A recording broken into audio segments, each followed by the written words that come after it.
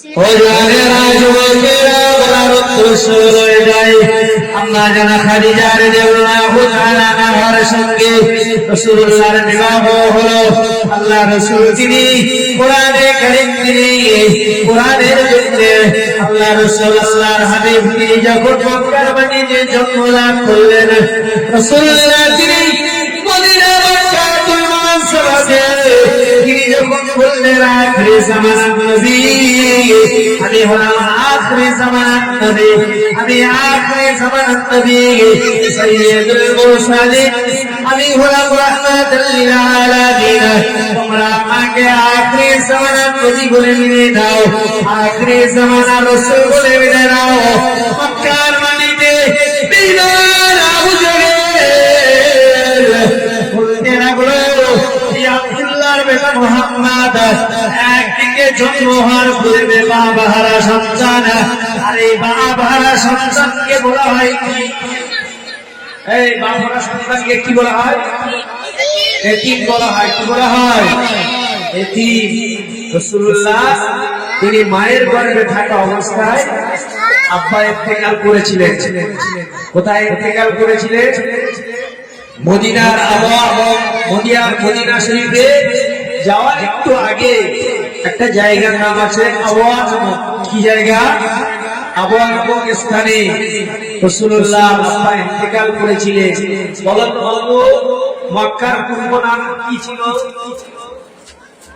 মক্কা শরীফের আগে কি নাম ছিল?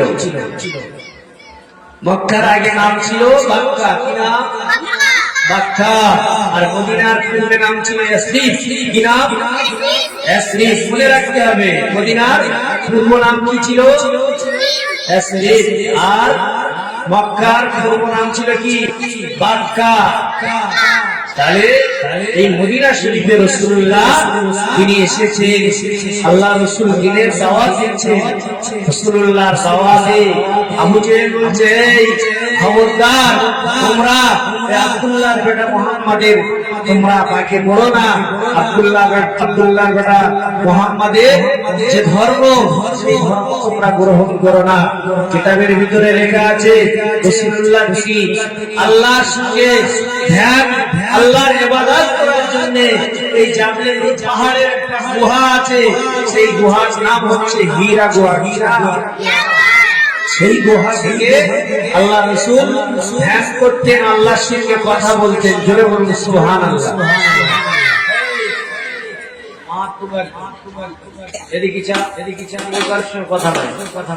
তাহলে আল্লাহর সঙ্গে কথা বলতে কোন জায়গায়?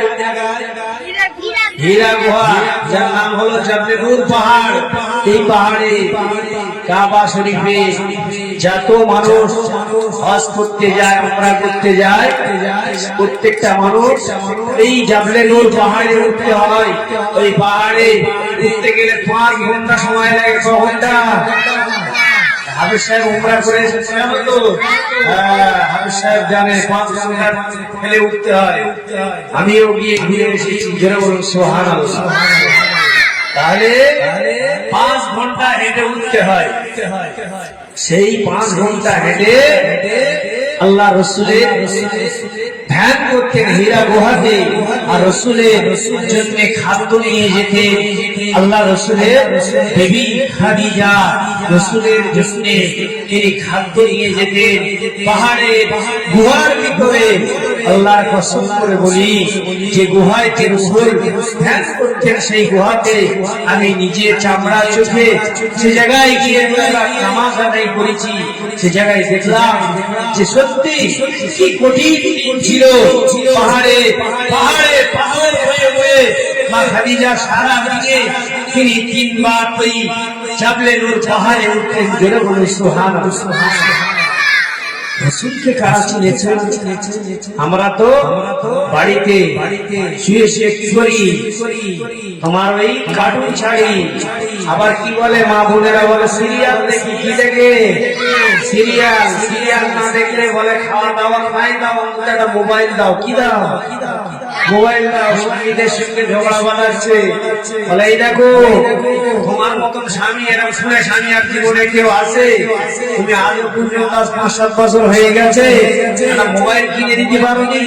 হ্যাঁ, তোমার কাছে মোবাইল চাইছি আর তুমি ক্যাঙ্কার ক্যাঙ্কার কেন মোবাইলের কথা বলো কেন? মোবাইলের কথা বলি তোমার তো খুব রাগ। একটা ছেলে সে কি করেছে? রিক্সা চালায় রিক্সা চালিয়ে খায় আর ফোন আছে, একটা ফোন কিনেছে, ছোট ফোন কিনেছে। এখন রিক্সা নিয়ে বাজারে গিয়েছে, দেউলবাড়ি বাজারে। কোথায় গিয়েছে? দেউলবাড়ি বাজারে গিয়েছে। আর বাড়ি থেকে দিদি ফোন করেছে, ফোন করে বলছে, হ্যালো, এই দেখো বাড়ি বাজার নেই তো, বাজারের কথা ভুলে গেছে। আমি ফোনটা ধরে বলছে, ফোনটা রাখ, সময় নি ফোন করেছিস, হ্যাঁ বাজারে চলে আসি, মনে হয় বাজারের কথা, ফোনটা রাখ। আমি টেম্পার দেখিয়ে ফোনটা কেটে দিয়েছে। তারপরে কিছুক্ষণ পরে একটা মিস কল ঢুকেছে। কি কল ঢুকেছে? মিস কল ঢুকেছে। যেই মিস কল ঢুকেছে বলছে, হ্যালো। বলে কি ব্যাপার, কি দেখো না? তা বলছে, এই দেখো, রাখো, পরে কথা বলবো। কি বলবো? পরে কথা বলবো বলে পরে কথা বলছে। ফোন করছে, রাত্রি শুয়েছে, বাথরুমের পিছনে গিয়ে স্বামী ফোন করছে। কি করছে? স্বামী ফোন করছে একটা মেয়ের কাছে। বউ বলছে, বলে এই দেখো, তুমি রাত্রি উঠে কোথায় যাও? বলে আমার পেটে আমসা হয়েছে, সেই সময় ঘন ঘন বাথরুমে যায়। কোথায় যায়? বাথরুমে যায়। একদিন রাত্রে এখন কি করেছে? ফোন নিয়ে বাইরে গিয়েছে, গিয়ে তালতলায় গিয়ে বসে এখন অন্য মেয়ের সঙ্গে স্বামী গল্প করছে। বলে এই দেখো, বলে তুমি কি পাস? বলে আমি মাধ্যমিক পাস, কিন্তু চালাই কি? রিক্সা চালায়। তা বলছে, তোমাদের কি আছে? ছেলেটা বলছে, আমাদের হচ্ছে পাকার ফ্যাক্টরি আর বুরুলিঙ্গের ফ্যাক্টরি আছে, কৃষি ফ্যাক্টরি আছে। হ্যাঁ, ফোনে কি বলা যায়? বেশি মিথ্যা কথা হয় না। বলে ফোনে কি বলে? যদি থাকে বেউলাবাড়ি বাজারে, বলে আল্লাহর কিনে জীবনতলায় বসে আছি। বলে না? তো এখন স্বামী ফোন করছে আর যার সঙ্গে কথা বলছে সে বলছে, তোমাদের কি আছে? এখন স্বামী ওই সেই ছেলেটা জবাব দিচ্ছে, আমাদের পাকার ফ্যাক্টরি আর বুরুলিঙ্গের ফ্যাক্টরি। তার মানে গরমের সময় পাকা লাগে হাফ পাকা, আর শীতের সময় লাগে বুরুলিং। তাহলে আমাদের যে এমন একটা কোম্পানি, সেই কোম্পানি 12 মাস চলে। অতএব ওরা ধনী ঘরের ছেলে, কিন্তু চালাই কি? রিক্সা। এখন পেটে বউ বলছে, তুমি রাত্রি উঠে যাও, কোথায় যাও? বলছে, তুমি রাত্রি উঠে যায়, আমার পেটে আমসা হয়েছে, কোনো বাথরুমে যায়। এখন রাত্রে বউ ভালো করে দেখেছে, বলে দেখিস কিরকম আমসা হয়েছে। মেয়েদের ওরা তো চতুর্বাস, দেখতে হবে কিরকম আমসা। এখন রাত্রি উঠে গিয়ে দেখছে তালতলায় গল্প করছে। এখন যেই গল্প করছে পিছন দিক দিয়ে গিয়ে, আর এই দেখো, তুমি জীবনে মঞ্চ থেকে ফিরে উঠতে পারলে না, তুমি ভ্যান চালিয়ে খাওয়া, তোমার বাপের বুরুলিঙ্গিরা পাকার ফ্যাক্টরি আছে, আর সকাল হোক অবস্থা হচ্ছে, তুমি এই বছর তোমার পেটের লোক। হ্যাঁ, সকাল হয়েছে, আমি স্ত্রী ঝগড়া বেঁধে খেয়েছে। এখন আমি বলছে, তোমার মতন স্ত্রী, আমি তোমার মতন স্বামী আমি আর ভাত খাবো না। যেমন ভাত খাবো না, এখন মোটামুটি আমি এই জীবন আর রাখবো না, তোমার সংসার করবো না, এই চিন্তা ভাবনা করে নিয়েছে। এখন হঠাৎ করে রাত্রি বউ কি বলছে, কি বলে, বউ কি করেছে? রাধুনি একটা কলসি নিয়েছে। কি নিয়েছে? কলসি নিয়েছে। সেই কলসিতে কলসি নিয়ে, আর এরকম কনকনে ঠান্ডা শীতের সময় এখন ওই কলসিটা নিয়ে রেখে দিয়েছে লুকিয়ে। এখন কলসিটা ঘরে লুকিয়ে রেখে দিয়েছে, আর শীতের সময় লেপকুম্বল মুড়ি দিয়ে শুয়ে আছে। স্বামী স্ত্রী ঝগড়া হয়েছে। এখন কি করেছে বউটা? ওই ঘরে থেকে বার হয়ে কলসিটা লেপকুম্বলকে আসুনটা ফেলে দিয়েছে রাত 12টার সময়। যেই ফেলে দিয়েছে, আর ধম করে আওয়াজ হয়েছে। আর স্বামী শুয়েছিল কোথায়? ঘরের খাটে।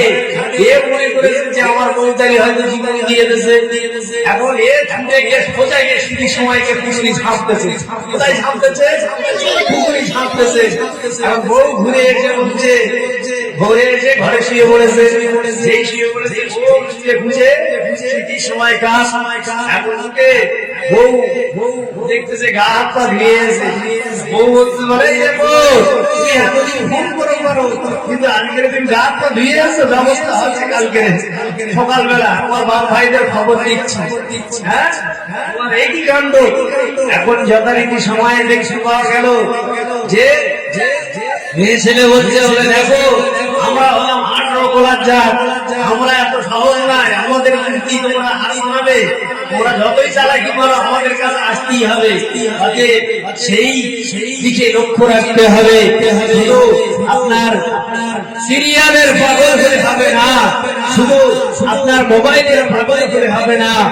খাদিজার মতো নারী, এমন একজন নারী, অর্থ ধন সম্পদ ঘরের নারী, যার হাতে মক্কার একজন সেরা নারী ছিলেন, সেই ধনী সম্পদ, সেই ধনী ঘরের নারী হয়ে সেই জায়গায় মা খাদিজা রাসূলের মহব্বতে, রাসূলের ভালোবাসায় তার সমস্ত কিছু ত্যাগ করেছিল। জোরে বলুন সুবহানাল্লাহ। আরেকটু জোরে বলুন না সুবহানাল্লাহ।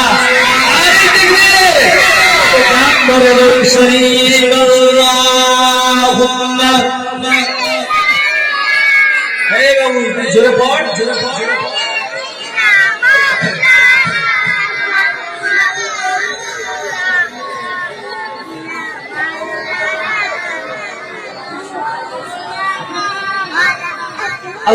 আল্লাহুম্মা সাল্লি আলা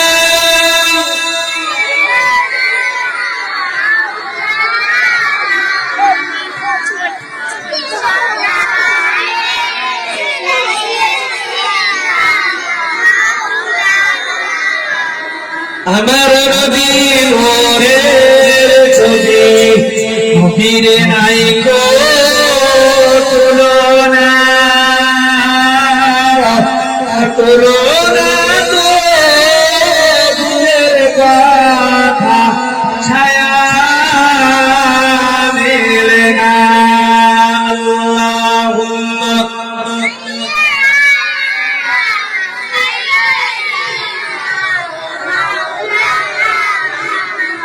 وعلى آل سيدنا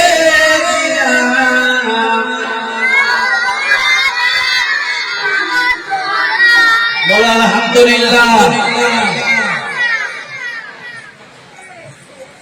তাহলে রাসূলের ভালোবাসা আমাদের ভিতরে গ্রহণ করতে হবে। রাসূলকে কেমন মহব্বত করেছিল হযরত আবু বকর, ওমর, উসমান, আলীর মতো সাহাবীরা যারা রাসূলকে ভালোবেসেছিল। হযরত উসমান গনি তিনি এত ধন সম্পদ ব্যক্তি ছিল। হযরত উসমান গনি বলতেন আল্লাহ রাসূলের সাহাবী হযরত উসমান গনি কবরের ধার থেকে যেতে, আর কবর দেখলে আমাকে কবরের কথা মনে করতে হবে। কবরের ভয় যদি না আসে, মরণের ভয় যদি না আসে, তাহলে আমরা কখনো নাজাত পেতে পারবো না।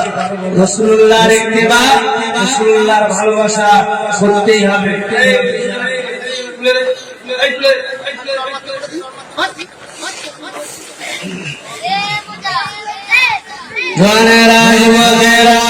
আল্লাহর মাহবুব বান্দারা কথাটা একটু মনে রাখুন না, রাসূলকে কেমন ভালোবেসেছিল, আল্লাহর নবীকে কেমন মহব্বত করেছিল।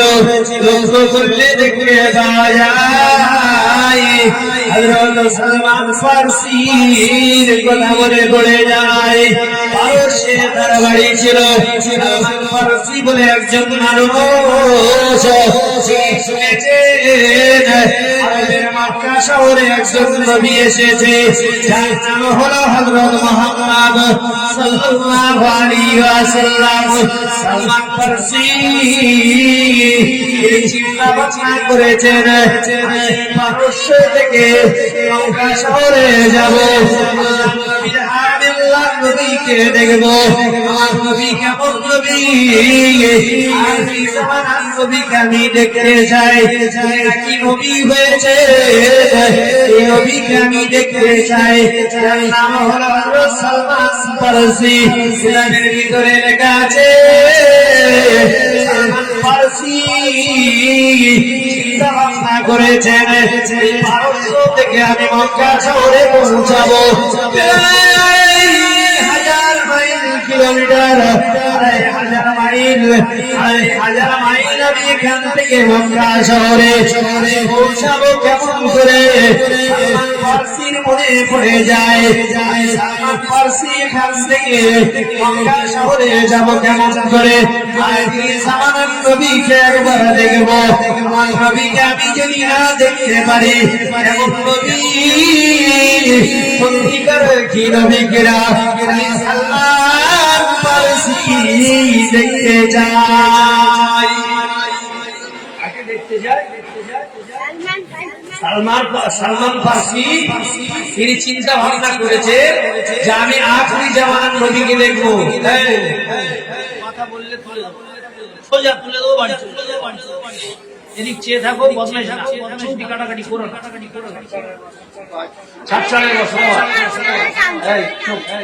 তুমি এখানে কেন? পর্দায় যাও, তুমি ওখানে বসে আছো, যাও। নবীর পাগল কেমন হয়েছেন দেখো তোমরা। সালমান ফারসি চিন্তা ভাবনা করেছেন আমি এখান থেকে নবীর কাছে যাব 250 মাইল দূরে, 2,000 মাইল দূরে যাব, অনেক রাস্তা, কিন্তু আমি মক্কা শহর তো চিনি না। এই চিন্তা ভাবনা করেছেন আমি পারস্য থেকে কেমন করে পৌঁছাবো। সালমান ফারসি বলে আমি এই চিন্তা ভাবনা করতে লাগলাম, হঠাৎ করে গভীর জমিতে রেখে আমাকে বলতে শুরু করেছে সালমান ফারসি তুমি তো 150 তুমি পালন করেছো। সালমান ফারসি তুমি আর এখানে দেখো না, তুমি মক্কা শহরে চলে যাও। সালমান ফারসি যথারীতি সময়ে মক্কা শহরে যাওয়ার জন্য ব্যাকুল হয়ে যায়। ও যুবকেরা, যুবকেরা, ওই শরীফের গ্রামের আবরেরা দেখো না কেমন রাসূলকে ভালোবেসেছিলেন।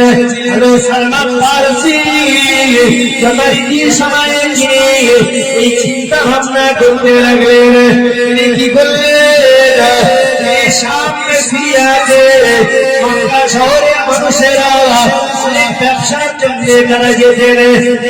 সিরিয়াতে তারা খেজুরের ব্যবসা করতেন, তারা শাম সিরিয়াতে এসে ব্যবসা করতেন। সালমান ফারসি বলেন আমি শামি সিরিয়াতে চলে যাই। আমি ওই দামেস্কের একটা জায়গা আছে, জায়গাটার নাম হলো সিরিয়া, দামেস্কের মধ্যে অবস্থিত। ওই সিরিয়ায় গিয়ে দেখলাম মক্কা শরীফের লোকেরা তারা ব্যবসা করতে এসেছে। সালমান ফারসি গিয়ে মানুষদেরকে ডেকে বললেন মক্কার মানুষেরা তোমরা শোনো না, আমি এখান থেকে মক্কা শরীফে যাবো, মক্কা শরীফে যাবো, তোমরা কি আমাকে নিয়ে যাবে? আমাদের মক্কা শহরেতে একজন আখেরি জামানার নবী নাকি এসেছে।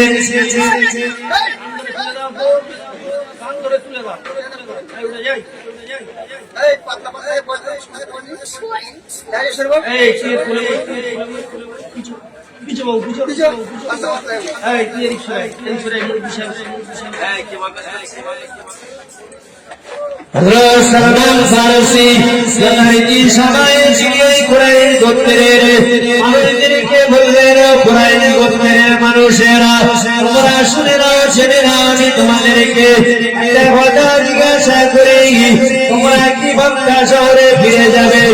সালমান ফারসি যথারীতি সময়ে এই কথা জিজ্ঞাসা করার পরে মতো অবস্থায় কুরাইশ গোত্রের মানুষেরা এক বাক্যে বলল সালমান তুমি কি মক্কা শহরে যেতে চাও?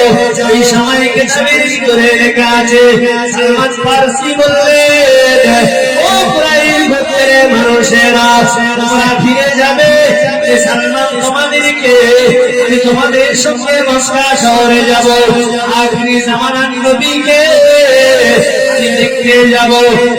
অবস্থায় এই মক্কা শরীফের যে মানুষেরা সিরিয়াতে ব্যবসা করতে গিয়েছিল, বলে যে মুহাম্মদ আমাদের বাপ দাদাদের শত্রু, সেই মুহাম্মাদের কাছে যাবে। সালমান ফারসি এটা কখনো মেনে নেওয়া যাবে না। সালমান ফারসিকে বলা হলো, ওরে সালমান তুমি যদি মক্কা শহরে যেতে চাও তাহলে তোমাকে আমাদের কিছু অর্থ দিতে হবে।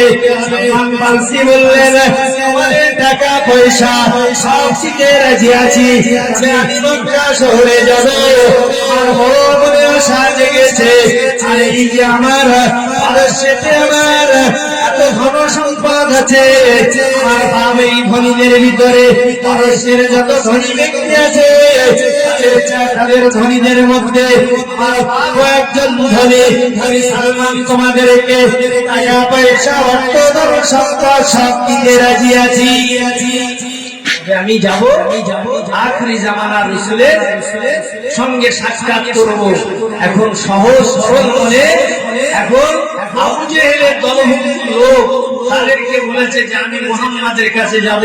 আর এই কথা যখন বলেছে তারা বলছে, আরে আমাদের বাপ দাদাদের যে শত্রু আর শত্রুর কাছে যাবে এই সালমান, অবশ্যই সালমানকে একটা বড় পরীক্ষা দেয়। সালমানকে বলছে, সালমান তুমি যদি মক্কা শহরে যেতে চাও তাহলে তোমাকে বড় অঙ্কের বড় অ্যামাউন্টের টাকা দিতে হবে।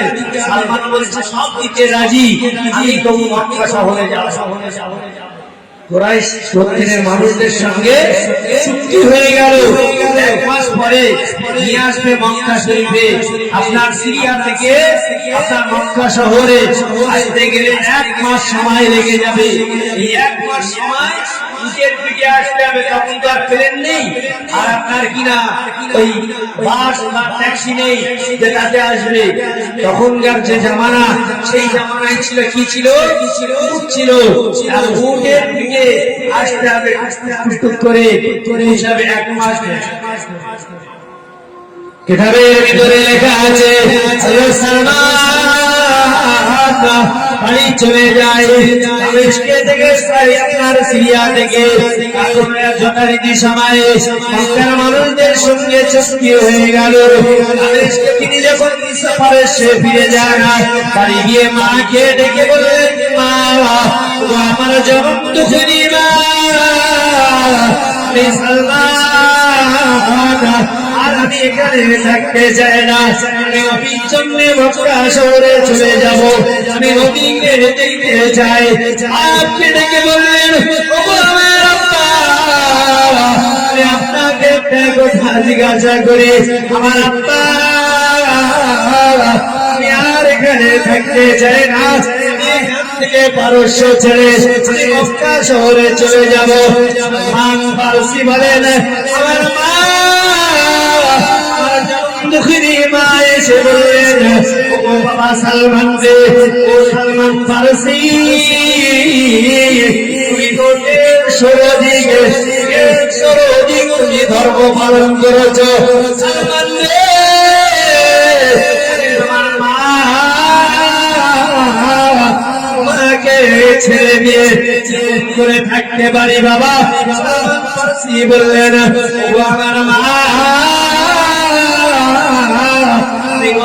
আমি কয়েকদিন পূর্বে রাত্রে যে স্বপ্ন দেখলাম যেন আমাকে বলতে শুরু করেছে,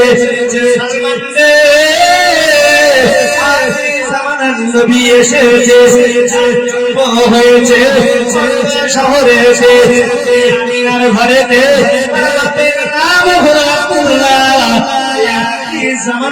নবীর কাছে চলে যা। সালমান ফারসিকে এই কথা বলে দিয়েছে। আর সালমান ফারসিকে বললে, ও সালমান তোমাকে জানিয়ে দিলাম আখিরি জামানার নবী তুমি চিনবে কি তার একটা জানতেই হবে।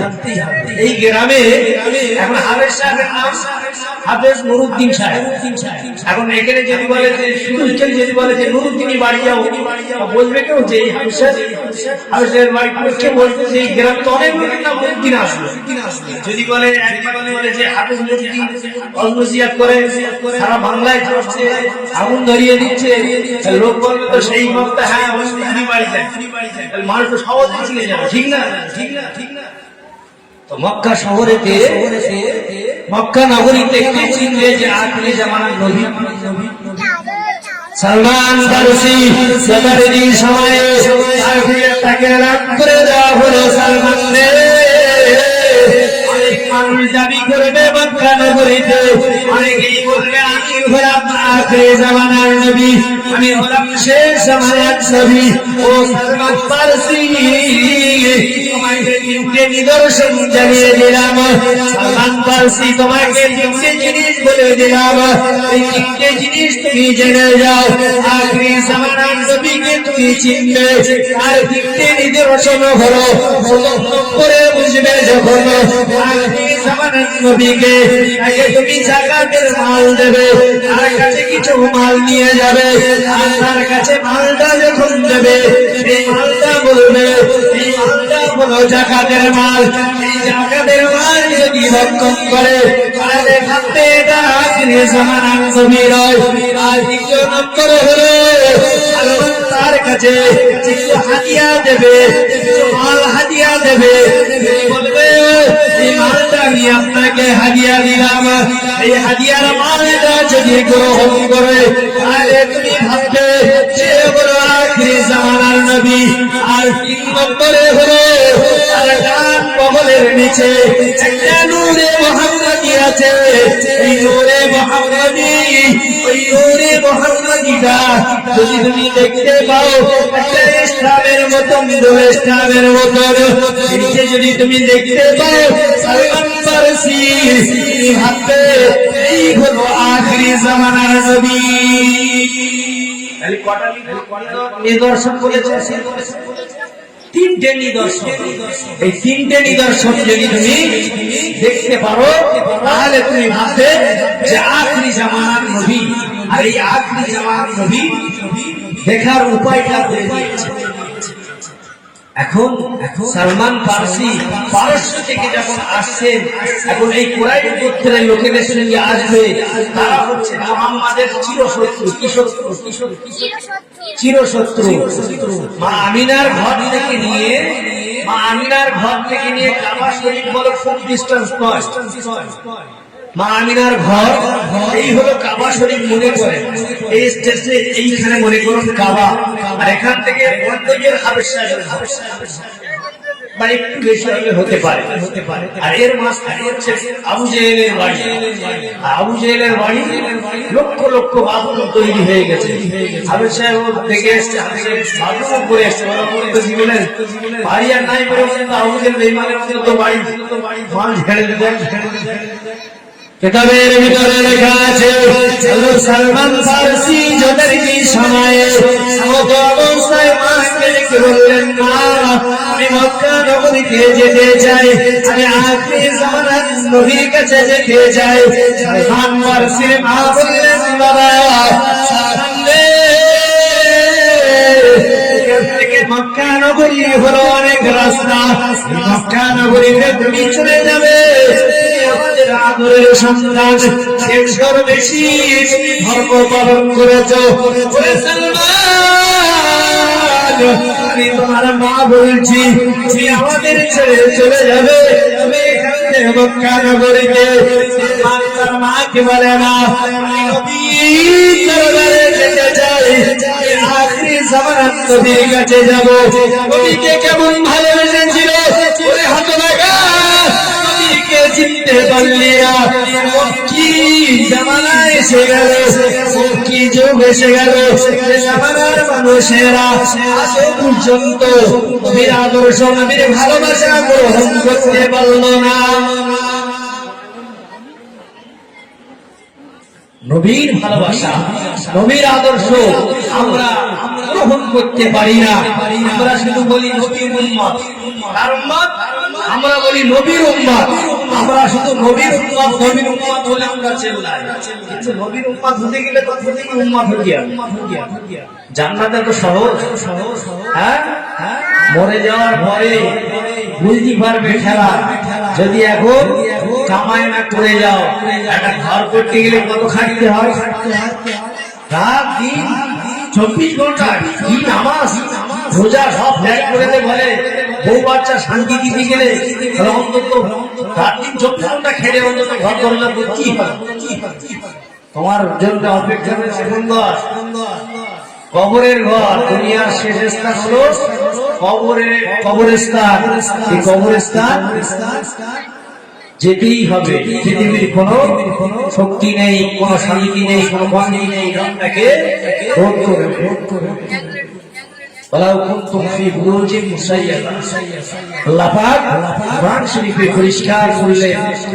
পৃথিবীর যে প্রাণ করেই থাকেন না কেন, আল্লাহ আপনার মৃত্যু বরণ করবেই।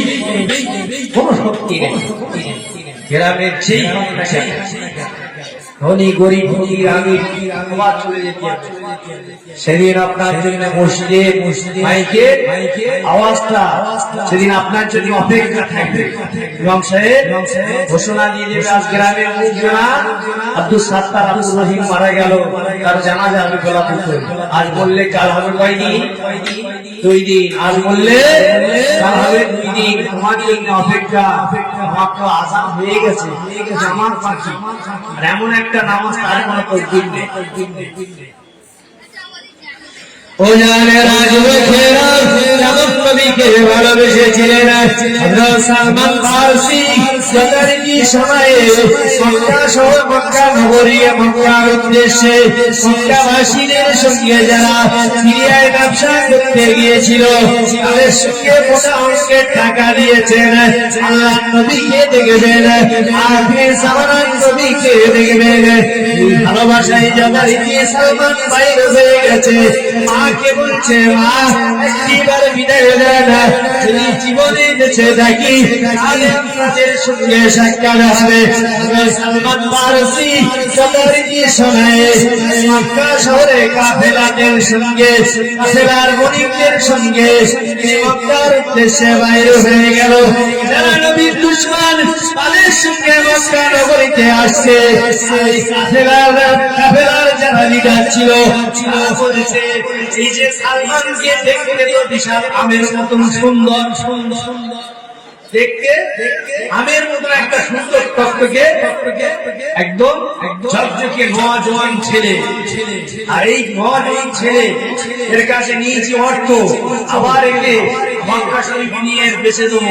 তার ছাড়াই পাবো কিছু মুনাফা, টাকা কত পাবো। এর নবীর দরবারে পৌঁছানোর সাহায্য দিয়েছে। আল্লাহুল মাওলা ফালাহুল কুল। যে ব্যক্তি আল্লাহর হয়ে যায় আল্লাহ তারই হয়ে যায়। যেন বলি সুবহানাল্লাহ। কিতাবের ভিতরে লেখা আছে, সালমান ফারসি এই পারস্য থেকে আপনারা কিনা সিরিয়া থেকে আপনারা এই মক্কা নগরীর কাফেলাদের সঙ্গে এই মক্কা শরীফে আসছেন। উঠের পিঠে আসে সালমানকে নিয়ে আসছেন। সালমানকে খাওয়া ঠিক মতন দেওয়া হয় না। সালমানের চেহারাটা আস্তে আস্তে গলে যায়। সালমান এত সুন্দর একজন নওজোয়ান ছেলে, ছেলের ভিতরে লেখা আছে আমের মতো দেখতে সুন্দর, এত সুন্দর একজন ছেলে সালমান ফারসি। তাকে নিয়ে আসা হচ্ছে।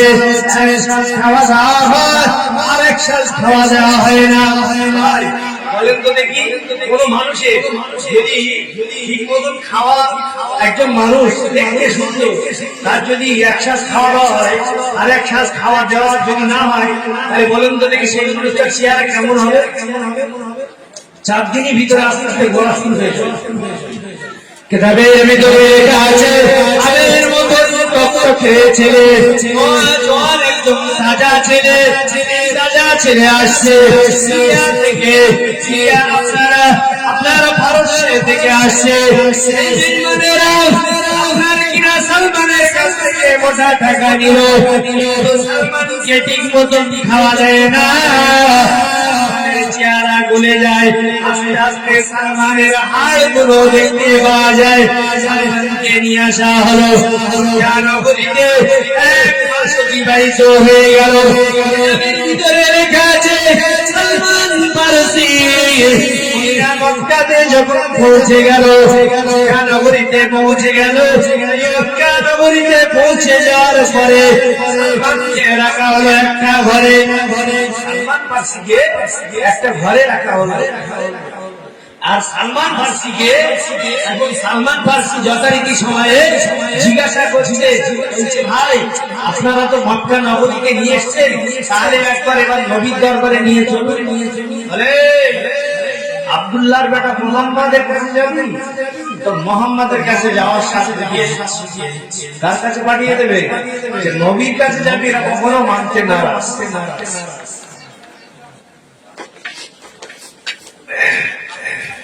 তো নবীর কাছে না যেতে দেবে না বলে সালমানকে কি করলো, সেই যে আপনার সিরিয়ায় ব্যবসা করতে গিয়েছিল আপনার কাফেলা খনিকেরা, আপনার বেঈমানদের যারা বেঈমান ভুক্ত, এই যে এক কিছুদিন আগে দেখি মানে কোরআনের মধ্যে বলেছে আমাদেরকে মেরে শেষ করে দিতে বলেছে, বলে হিন্দু খ্রিস্টানদেরকে মেরে শেষ করে দিতে বলেছে। কোরআন পড়তে না জানলে কি হয়? হ্যাঁ, কেউ যদি বলে আপনার নাস্তি না জানে ঘন্টা দিয়া দিন বলে আমি আসবো, দেখবো কি দেখবে, কোরআন পড়তে যাবে না, বলছে কোরআনে সব জানে, আমার সাথে এত একটা কোরআন আছে, কোরআনের মায়া কেমন করেছে। হযরত সালমান রাদিয়াল্লাহু তাআলা আনহুকে সালমানকে যথারীতি মক্কাতে নিয়ে চলে আসা হলো। হযরত সালমানকে বলা হলো, সালমান তুমি নবীর দরবারে যেতে পারবে না। সালমানের চেহারা গলে গেল, আগের মতো মানুষটার আর দেখা যাচ্ছে, সালমানের চেহারা আস্তে আস্তে ভেঙে গেল, হয়ে গেল। এক মাস পরে মক্কা নগরীতে পৌঁছে যায়। মক্কা নগরীতে যখন আনা হলো, সালমানকে একটা ঘরের ভিতর রাখা হলো। সালমান যথারীতি সময়ে ঘরের ভিতরে রাখা হলো। সালমানের চার হাত পায়ে বাঁধা হলো, মক্কা নগরীর বাজারে নিয়ে যাওয়া হবে। এবারে সালমানকে টাকা নগরীতে ময়দানে তোমাকে বিক্রি করে দেব দাসী হিসাবে, আর কিছু পুরস্কার পেয়ে যাব। আরবে কোন দাসী যখন তৎকালীন সময়ে দাসী কেনা বেচা হতো, আর এই দাসী যখন কেনা বেচা হতো, দাসী যদি ভালো দেখতে হতো না, মরি পরে টাকা দিয়ে থাকে, ইনাম দিয়ে থাকে, কিনে নিত। সালমানকে বাজারে নিয়ে যাওয়া হলো। সালমানকে দেখে অবাক দেখতে যেমন তার চেহারা ভেঙে গেছে, কিন্তু তার সৌন্দর্য আল্লাহ বাড়িয়ে রেখেছে। জোরে বলো সুবহানাল্লাহ। নবী প্রেমিক হয়ে গেলে নবীর ভালোবাসা, যার ভিতর নবীর ভালোবাসা লেগে যায়, পৃথিবীর কোন মানুষ সালমান ফারসি যথারীতি সময়ে যখন তাকে নিয়ে যাওয়া হলো, সালমান ফারসিকে মোটা অঙ্কের টাকায় বিক্রি করে দেওয়া। নবীর দরবারে আর পৌঁছতে পারল না। কিতাবের ভিতরে লেখা আছে, সালমানকে একজন ইহুদি কিনে নিল, মোটা টাকা দিয়ে কিনে নিল। সালমানকে কিনে নিয়ে খেজুর বাগানে চলতে যাওয়ার জন্য খেজুর বাগানে তাকে রাখা হলো। খেজুর বাগানে সারাদিন কাজ করে মক্কা নগরীতে বিভিন্ন ভাবে খুঁজে বেড়ায়, আর কাছে জিজ্ঞাসা করবে আখিরি জামানার নবী এসেছে, নবীর দরবারে পৌঁছাবে। নবীর ভালোবাসা দেখো, আমরা শুধু নবী নবী করি, আমরা নামাজ পড়ি, রোজা করি, কিন্তু মনে মনে ভাবি আমরা সকাল হবে সেখান থেকে আমরা সকাল হবে আমরা কিভাবে 1 বিঘে জমি কিনবো, আমরা কিভাবে দুতলা ঘর করবো, আমরা কিভাবে 4টে গাড়ি কিনবো, আমাদের এই চিন্তা নবী যদি চাইতেন আল্লাহর কাছে বলতে, আল্লাহর কাছে যদি চাইতেন আপনি আমাকে সোনার থালায় খাওয়ান, আল্লাহ কি চাইলে সোনার থালায় খাওয়াতে পারতেন না? আল্লাহ নবী যদি চাইতেন যে আল্লাহ আমার দুনিয়ায় এসব ভালো লাগে না, আল্লাহ আপনি আমাকে সোনার থালায় খাওয়ান, আল্লাহ চাইলে খাওয়াতে পারতেন না? আবার আল্লাহর কাছে আল্লাহ রাসূল যদি চাইতেন যে আল্লাহ আমি কেন মার খাবো কাফের বেঈমানদের কাছে, আল্লাহ আপনি আমার কাছে এমন পাওয়ার দেন যে পাওয়ার ছাড়া মানুষ সোজা করে দিতে, আল্লাহ চাইলে। কিন্তু রাসূল গরিব হালাল